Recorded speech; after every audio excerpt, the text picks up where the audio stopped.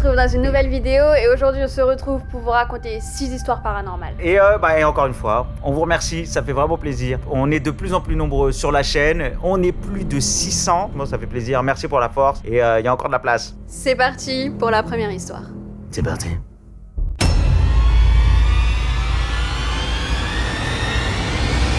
Julia a encore du mal à parler de cette histoire, pourtant elle date d'il y a longtemps. C'était il y a 4-5 ans. Et à l'époque, elle avait 13 ans. Petit détail, elle ne croit pas aux esprits, au paranormal ou à quoi que ce soit d'autre. Pour elle, il y avait toujours une explication rationnelle pour expliquer ce qui se passait. Elle regarde souvent des films d'horreur ou paranormaux, comme Conjuring, Annabelle ou Paranormal Activity. Elle adorait ça, mais ça renforçait en aucun point sa croyance envers les esprits. On a posé les bases, elle y croit pas. Elle y croit pas. Ayant une mère et une grand-mère qui croyaient aux esprits, elles n'arrêtaient pas de lui répéter que ça existait et qu'il fallait qu'elle y croie. Elles avaient plusieurs anecdotes parce qu'elles avaient déjà pratiqué plusieurs fois des séances de spiritisme. Pour ceux qui connaissent pas, c'est comme du Ouija. C'est un moyen pratiqué pour communiquer avec les esprits, avec l'au-delà. Tout ça, ça se pratique avec une table ronde, des chiffres, un oui, un non. Il faut que ça se fasse dans l'obscurité avec des bougies et toutes les personnes participantes qui sont autour de la table posent un doigt sur un verre, le verre qui est posé au milieu d'une plateforme. Le verre est supposé bouger grâce à l'esprit évoqué. Je vous dis tout de suite, moi dès que je vois le verre qui bouge, je me dégage. Je le répète, Julia n'y croyait pas et elle a jamais demandé de détails sur les histoires racontées par la mère et la grand-mère. À cette époque, la sœur de la grand-mère avait une petite maison en rénovation. Elle était très petite et très ancienne. Tout était en rénovation, des murs, les plafonds, le papier peint, tout. Et la grand-mère de Julia a toujours des bonnes idées. Elle a dit, pourquoi on ferait pas une séance de spiritisme dans la petite maison sombre en rénovation dans la maison de ma sœur? Julia rigole. Elle a accepté tout de suite pour prouver que c'était seulement des coïncidences. Là, on a tout le jeu de cette famille. Donc, il y a la mère, le grand-père, la grand-mère, il y a Julia, un de ses frères et sa sœur. Ils entrent dans la maison. Et au moment où Julia met un pied dans la maison, elle a un pressentiment très bizarre, une sensation morbide, et ça lui était jamais arrivé. Elle avait mal au ventre et à la tête.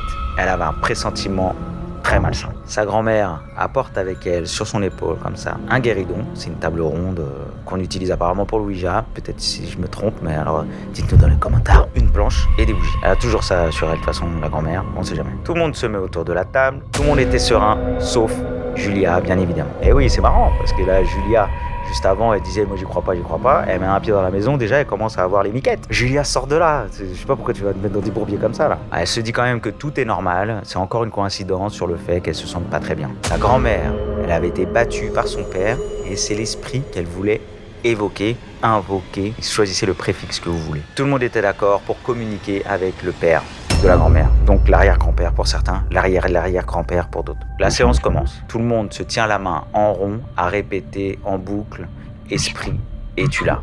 Ils se tiennent la main en rond. Ah bon? Pourquoi il s'est arrêté?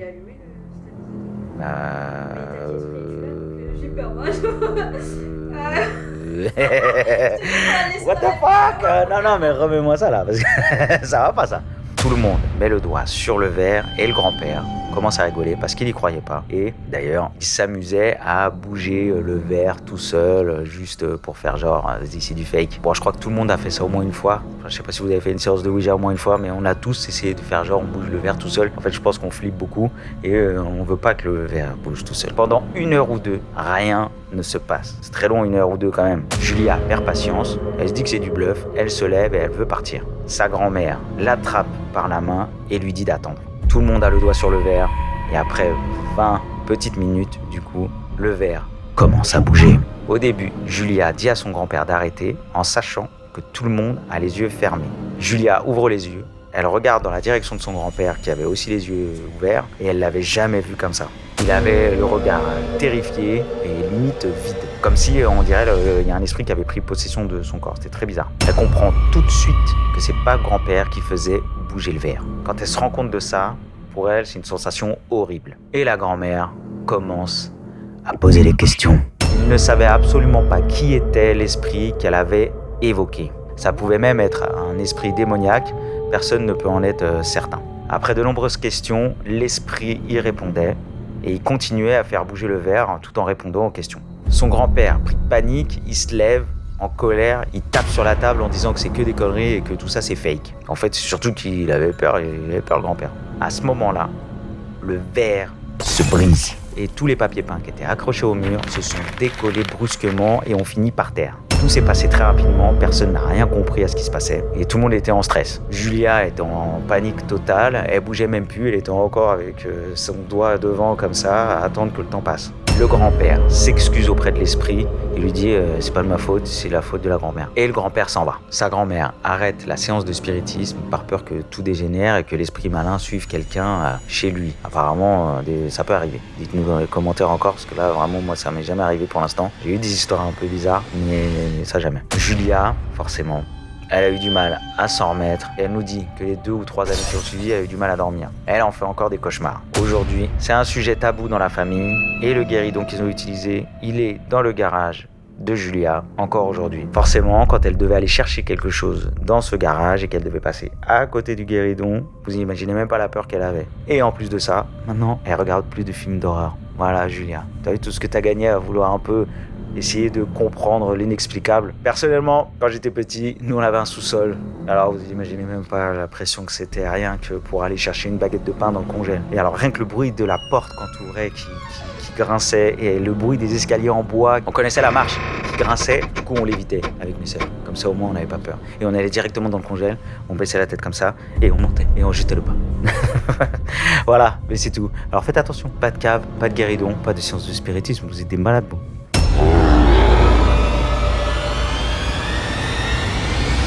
Pour cette histoire, c'est Marie qui nous raconte ce qui est arrivé à sa cousine Julie. Ça s'est déroulé en 2015, pendant les vacances d'été. Au moment des faits, Julie venait d'avoir 14 ans. Julie est enfant unique et elle vit en garde alternée avec ses parents. Sa maman est célibataire, mais son papa a refait sa vie depuis 2013 avec une femme. Elle a donc une belle-mère qu'on va appeler Sophia. On entre dans le vif du sujet. À ce moment-là, Julie est en vacances dans la maison de sa belle-mère avec son père. La relation qu'elle entretient avec Sophia est plutôt banale. C'est une relation belle-fille, belle-mère, rien de plus. Elles s'apprécient, mais ne sont pas plus proches que ça. Elle a l'habitude de venir en vacances dans cette maison, elle est plutôt grande, et au milieu de la campagne, ce qui lui permet de se sentir dépaysée. Et en plus de ça, il y a un très grand jardin et quand il fait beau, c'est le top. Julie a sa propre chambre avec sa propre salle de bain et elle s'y sent comme chez elle. Dans sa chambre, Julie a une grosse peluche de la taille d'un enfant que Sophia lui a offert lors de leur première rencontre. C'est un ours brun. Il est dans le coin de sa chambre, face au lit de Julie. Et à moins de le déplacer manuellement, l'ours ne peut pas bouger tout seul. Est-ce que vous voyez le truc arriver ? Julie passe ses vacances, tout se passe bien, mais régulièrement, le matin, quand elle se lève, elle a l'impression que l'ours a bougé. Elle a l'œil pour ça, mais elle se dit qu'elle a aucune raison de s'inquiéter. À plusieurs reprises, elle aura cette impression-là, mais n'y fera pas attention. Mais ce jour-là, quand elle se réveille, l'ours n'est pas du tout dans sa position habituelle. Elle se dit « Non, c'est pas possible, je suis pas folle ». Du coup, ce qu'elle va faire, c'est le prendre en photo tous les soirs avant d'aller se coucher. Le lendemain matin, elle se lève, regarde sa photo, regarde l'ours, et effectivement, il avait bougé. Donc là, elle se dit c'est bon, je suis pas folle, l'ours bouge tout seul. Elle ne croit pas du tout au paranormal et elle est très cartésienne. Alors ce qu'elle va faire, c'est qu'elle va prendre la peluche et elle va la peser pour savoir si effectivement quelque chose peut la déséquilibrer. Et bizarrement, le poids de la peluche va l'interpeller. C'est une grosse peluche de la taille d'un enfant, mais Julie la trouve quand même assez lourde. Ce jour-là, elle avait quand même pas mal d'activités de prévues, du coup elle décide d'aller vaquer à ses occupations et elle se dit qu'elle s'occupera de ça quand elle rentrera ce soir. On se retrouve le soir, Julie décide de palper la peluche pour savoir si quelque chose est à l'intérieur. Mais ce qu'elle sent, c'est juste la mousse de la peluche. Elle va quand même continuer à chercher et d'un coup, elle va tomber sur une fermeture et elle a souvenir que quand Sophia lui a offert cette peluche, il n'y avait pas de fermeture. Elle ouvre l'ours, plonge sa main dedans et tombe sur un câble. La peluche n'a aucun mécanisme, donc elle se dit mais comment ça se fait qu'il y a des câbles électriques à l'intérieur ? Elle tire le câble pour le faire sortir et devinez sur quoi elle tombe ? Une caméra. Julie, là, a donc compris qu'en fait, sa belle-mère, Sophia, avait placé une caméra dans l'ours afin de l'espionner. Et malheureusement, à chaque fois qu'elle venait repositionner la caméra, elle repositionnait l'ours donc, et ne faisait pas forcément attention à sa position initiale. Forcément, quand vous avez des objets dans vos chambres, vous savez très bien comment ils sont positionnés, et dès que ça bouge, ça attire l'œil en fait. À ce moment-là, elle sait pas trop quoi faire. Est-ce qu'elle doit le dire à son père ?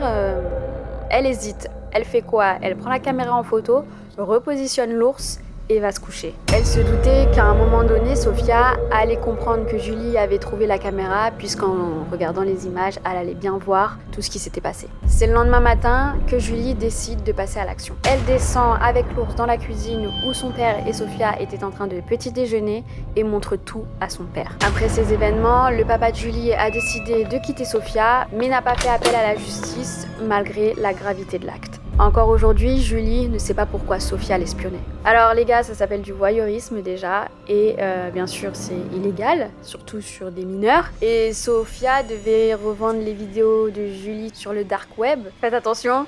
Et même, il y a beaucoup d'histoires comme ça, c'est dans les hôtels. Dans les hôtels, il y a beaucoup de caméras cachées. Faites très attention, voilà.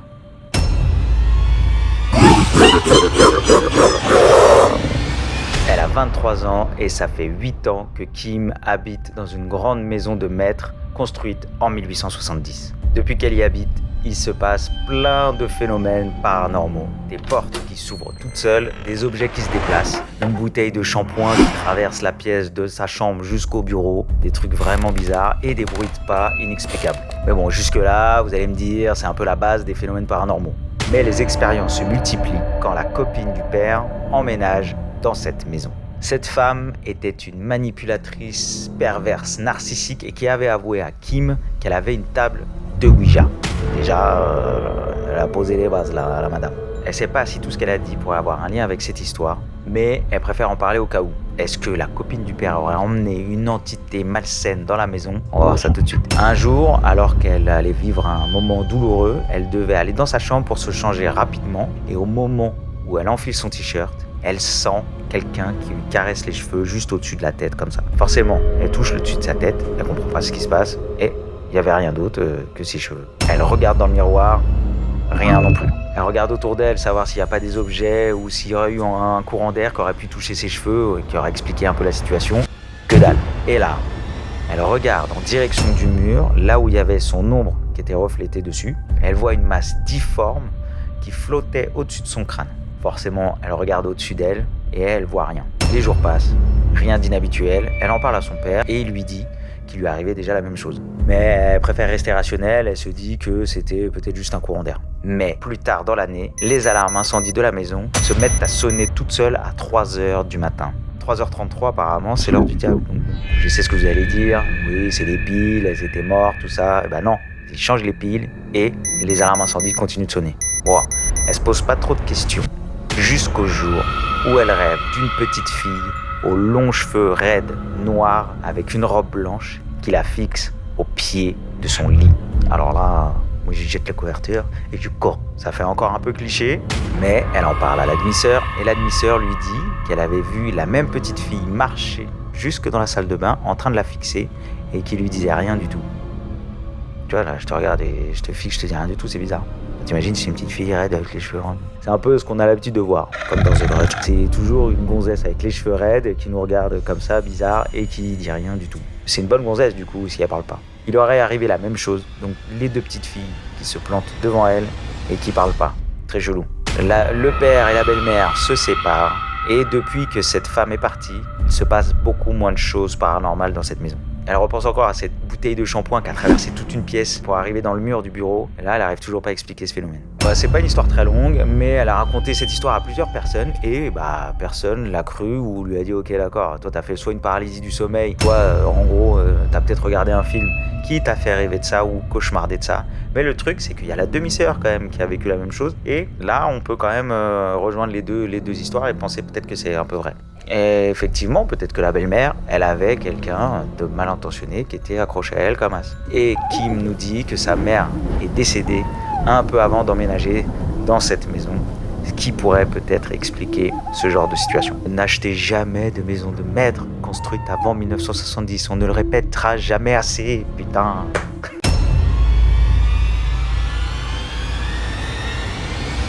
Pour vous remettre dans le contexte, c'est la nouvelle année et Maëlle le fête seule avec sa sœur.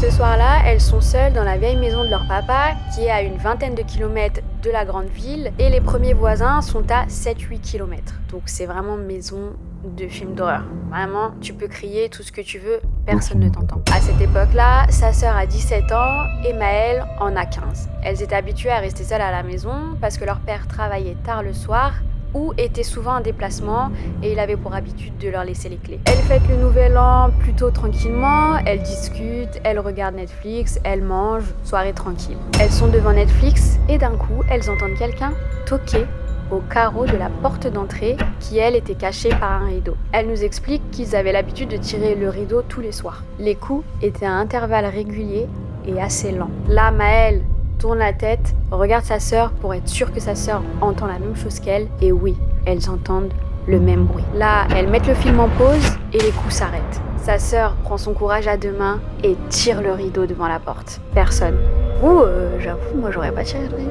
Et là, alors attendez parce qu'il y a toute une explication. Elle percute que c'est littéralement impossible que ce soit quelqu'un ou un animal qui puisse faire ce bruit. Pourquoi ? Parce qu'elles ont 2 chiens et ils sont avec elles dans la maison. Ensuite, il n'y a qu'un seul chemin qui mène à la maison. Et pour y accéder, il faut passer par une grande cour. Mais entre les deux, en fait, il y a un portail en métal qui fait énormément de bruit. Et en plus de ça, la cour par terre, c'est des graviers. Donc en fait, si quelqu'un marche, on l'entend. Et pour finir, il y a une lumière à détecteur de mouvement qui ne s'est absolument pas allumée. C'est un peu comme si la personne ou la chose était apparue devant la porte et avait disparu. Maëlle et sa sœur sont dans l'incompréhension totale. Et étant une personne assez anxieuse et paranoïaque, elle cherche les clés de la maison pour fermer la porte à clé, mais ne les trouve pas. Là, elle décide d'appeler son père et elle lui demande où sont les clés. Et là, son père lui dit que par habitude, il les a prises avec lui et que c'est normal que Maëlle ne les trouve pas. Il lui demande pourquoi elle demande ça et Maëlle lui explique l'histoire et son père est assez surpris. Il lui dit qu'il va jeter un œil aux caméras de surveillance et la rappelle s'il voit quelque chose. Les caméras sont placées au niveau du portail et filment la cour. Et la deuxième est placée au niveau de la porte d'entrée. Leur père rappelle et leur dit qu'il n'y a absolument rien sur les caméras. Elles comprennent pas, elles se disent qu'elles sont quand même 2 à avoir entendu les bruits et que c'était pas un rêve en fait. Donc comment ça se fait qu'il n'y avait rien sur les caméras de surveillance ? Elles ont continué leur soirée du Nouvel An mais en étant très tendues. Et ce que Maëlle nous dit, c'est qu'avant d'appeler son père, pour savoir où étaient les clés, elle a pris du Xanax, ce qui l'a fatiguée et du coup elle est très vite partie se coucher. Bon, c'est un petit peu chelou le soir du jour de l'an d'aller prendre du Xanax, mais elle s'est peut-être dit que ça allait la faire dormir et que tout irait bien quand il fera jour.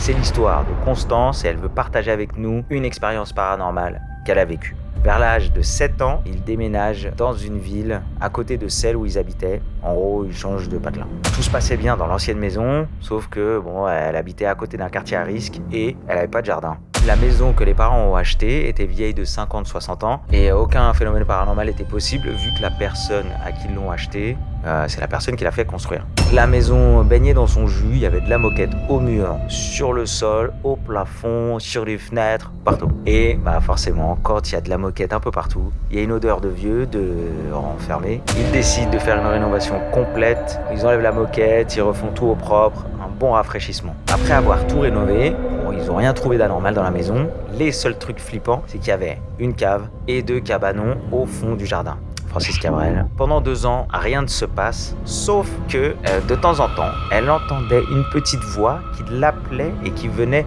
du fond du jardin. Le jardin était en long. Tout a vraiment commencé quand elle a eu 9 ans. Les parents, au bout d'un moment, ils se supportaient plus. Ils décident de faire chambre à part. Le daron, c'est lui qui se barre de la chambre. Il va dans la chambre d'amis. Constance dormait du coup avec sa mère pour éviter qu'elle reste toute seule. Et vu que sa mère travaillait beaucoup, ça lui permettait d'être un petit peu plus souvent avec elle. Un week-end, la mère décide d'aller boire un verre avec un ami. Elle était seule à la maison avec papa. Elle jouait à la Xbox dans le salon. Son père, lui, était déjà monté dans sa chambre où il parlait sur Internet avec des gens. Bon, peut-être qu'il était sur un peu You, comme ça. Et il y a peut-être moyen de converser avec des gens sur You. Vers 23h, elle entend un bruit. C'était comme un bac qu'on traînait sur le sol. C'était dans la chambre de sa mère, au-dessus d'elle. Bon, elle a 9 ans, elle se prend pas trop la tête.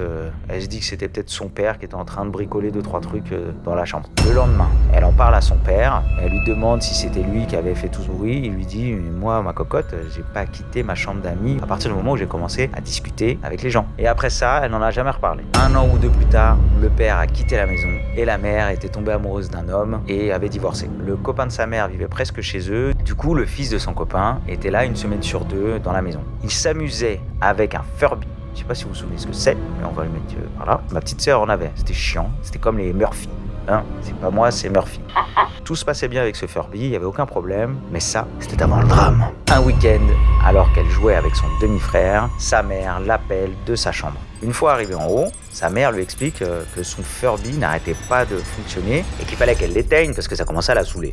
Elle lui dit « Mais c'est impossible de l'éteindre, sauf si j'enlève les piles. » Au bout de 10 minutes, le Furby décide de s'arrêter. Elle le pose sur son bureau au fond de la chambre pour éviter qu'il se réenclenche. Seulement 1 demi-heure plus tard, sa mère la rappelle pour lui dire que quelque chose est tombé dans sa chambre. Et là, elle a pète zouille. Elle va jeter un coup d'œil dans la chambre et alors là, elle s'est mise à crier parce qu'elle a vu que le Furby était juste devant la porte. Comme si quelque chose l'avait projeté de son bureau. Forcément, personne ne l'a fait, personne ne l'a vu bouger. Il a fait ça tout seul. Plusieurs mois plus tard, avec son demi-frère, Constance joue à Just Dance sur Xbox donc, et c'était sur Kinect. C'est très important ça. Donc le Kinect permet de capter les membres en mouvement pour comptabiliser les points et danser comme tu vois dans le jeu. Il peut également utiliser la thermographie. Thermographie, j'explique pas ce que c'est. Alors là, ils s'amusent comme des foufous. Mais ça, c'était avant le drame. Une 3e personne s'ajoute à la partie. Au début, ils pensaient que c'était un bug de la caméra.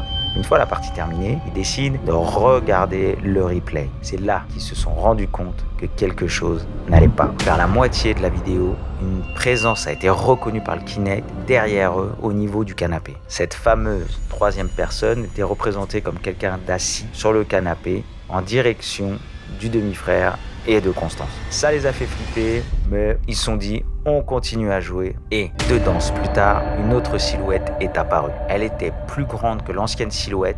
Elle se trouvait derrière eux encore, mais pas sur le canapé, au niveau de la porte. La silhouette était tournée vers eux, comme si la personne les regardait. Ils se sont dit stop, on coupe tout. Et quand ils rejouaient à ce jeu, le même phénomène se reproduisait. À peu près à cette même période, elle entendait des choses bizarres, comme si quelqu'un grattait à la porte, et quand elle ouvrait la porte, personne derrière. Et ces événements arrivaient toujours quand ils jouaient. Donc ils ont décidé d'arrêter de jouer. Et il y a eu quand même d'autres choses étranges qui se sont passées, comme des courants d'air, alors que la pièce était fermée, et il n'y a aucune raison du coup qu'il y ait un courant d'air. Ensuite, le Furby qui s'allume à n'importe quel moment de la nuit, alors que logiquement, le Furby est censé dormir pendant les heures de sommeil de la personne à qui il appartient. Et ça, c'est le pire, c'est la sensation d'être étranglé. Et ça, c'est arrivé surtout à son beau-père. C'est très bizarre. Et encore aujourd'hui, il se passe plein de petites choses étranges dans cette maison, mais ils continuent à y vivre. Ils entendent encore des drôles de bruits, comme des bruits de pas qui sont à l'étage, ou des objets qui se déplacent, alors qu'il n'y a aucun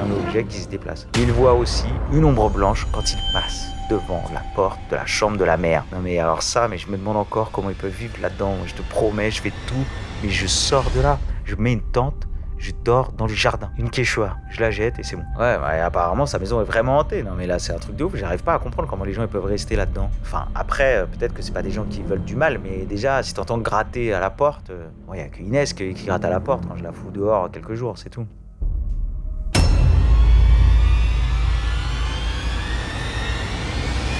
Samy a actuellement 18 ans, il ne vit plus chez ses parents qui sont divorcés depuis son plus jeune âge et ça a son importance pour la suite de l'histoire. Tout commence quand il a environ 10 ans. Il vit avec sa mère et son beau-père comme tous ses frères et sœurs. Et en fait, il nous explique qu'il habite à côté d'un cimetière. Ils pouvaient le voir de leur fenêtre, mais n'y avaient jamais vraiment prêté attention. La maison a 2 étages, un grenier et un escalier en bois qui avait l'habitude de grincer. La première chose étrange qui lui est arrivée, c'est sa maman qui lui a raconté. En fait, toute la nuit, il avait marché dans toute la maison et s'était arrêté dans l'escalier. Le seul souci, c'est qu'il n'a jamais eu de crise de somnambulisme et c'était la seule et dernière fois que ça lui est arrivé. Ensuite, à plusieurs reprises, il a entendu des pas dans la maison qui montaient et descendaient les escaliers. Plein de petits phénomènes se sont produits dans cette maison à côté du cimetière. Ils ont vite déménagé parce que du fait que ce soit à côté d'un cimetière, c'est pas très agréable. Du coup, ça dégage. Petite dédicace à Zox. Dans cette nouvelle maison, il n'a pas beaucoup de souvenirs vraiment flippants, juste le fait qu'il entendait des gens marcher dans la maison. Cette fois, c'était une maison de plein pied qui avait ni cave ni grenier. Un soir, Samy, qui avait à peu près 11-12 ans, est tout seul chez lui et il nous explique qu'il a l'habitude. Il regarde la télé, il est posé dans le canapé qui est dos à la cuisine et au couloir en T qui mène aux chambres. Là, il commence à avoir la sensation d'être observé. Il se retourne vers le couloir, persuadé que quelqu'un était là. Il fait comme si de rien n'était et continue de regarder la télé. À chaque fois qu'il passait dans le couloir pour aller jusqu'à sa chambre, il sentait comme une présence. Ils ont fini par déménager dans la maison actuelle où sa famille vit encore. C'est une grande maison avec un étage, un grenier, mais pas de cave. Quant à son père, lui a acheté une maison à 2 étages avec un grenier. Les premières années, rien ne se passe. Enfin, c'est ce qu'il pensait. On va commencer par la maison de son père, qui est une vieille maison des années 1870 et qui avant était habitée par de vieilles dames. Ils ont habité là-bas pendant environ 1 an et Samy avait la chambre la plus haute, donc il était proche du grenier en fait. Des rumeurs disaient qu'une femme s'était pendue ici, mais lui n'y croit pas du tout. Mais malgré ça, il avait quand même un mauvais feeling dans cette pièce. Parfois, la porte de sa chambre s'ouvrait toute seule et lui, par réflexe, disait « Laissez-moi s'il vous plaît », parce qu'il savait, il sentait qu'il y avait quelqu'un. Il était habitué et n'avait pas vraiment très peur. Son père a finalement pris un petit appartement parce que les travaux de la maison coûtaient trop cher, donc il l'a mise en vente. Mais le temps de la vente, en fait, son père l'a autorisé à faire des soirées dans la maison, étant donné que plus personne ne vivait dedans. Un soir, il invite 2 amies chez lui et elles ont la merveilleuse idée de faire un Ouija. Il était jeune, pas sensible au paranormal parce que déjà depuis tout petit, il avait l'impression de vivre avec quelque chose, une ou plusieurs entités. Je pense que c'est quelqu'un qui est réceptif en fait à ce genre de choses. Il dit à ses copines de ne pas le faire parce que potentiellement ils vont ouvrir une porte sur un monde qu'ils ne pourront pas contrôler. Elles ne l'écoutent pas et le font. Au début, aucun résultat. Mais c'était quand même un petit peu renseigné sur les choses à faire et ne pas faire. Je pense que tout le monde connaît ses règles, c'est rester poli, dire bonjour, dire au revoir et ne pas retourner le verre. Juste avant de mettre fin à la séance de Ouija, parce qu'il n'y avait aucun résultat, il commence à entendre des pas au premier étage, juste au-dessus d'eux, et en plus c'était l'ancienne chambre de Samy. Là, bonne du flippette, ils arrêtent tout et ils appellent des copains à eux pour qu'ils les rejoignent, pour ne pas rester tout seuls parce qu'ils étaient complètement flippés. Faut pas jouer avec ça si après t'assumes pas. Hein. 2 potes à eux les rejoignent et ils s'installent dans le salon. Sur une poignée, il y avait quelque chose d'accroché qui était assez lourd et que même Samy n'arrivait pas à bouger. Et d'un coup, l'objet se met à se balancer. Là, il dit à ses potes, par contre là, on va vite sortir. Ses amis le regardent, ils se regardent tous. Et ils se barrent en courant. Ils ont tous passé la nuit dehors parce qu'ils avaient trop peur de retourner dans la maison. Alors, c'est bizarre parce que tu peux rentrer chez toi si t'as envie de pas retourner dans la maison. Suite à ça, il n'a plus jamais fait de soirée dans cette maison parce qu'il savait qu'il y avait quelque chose et qu'il l'avait provoqué.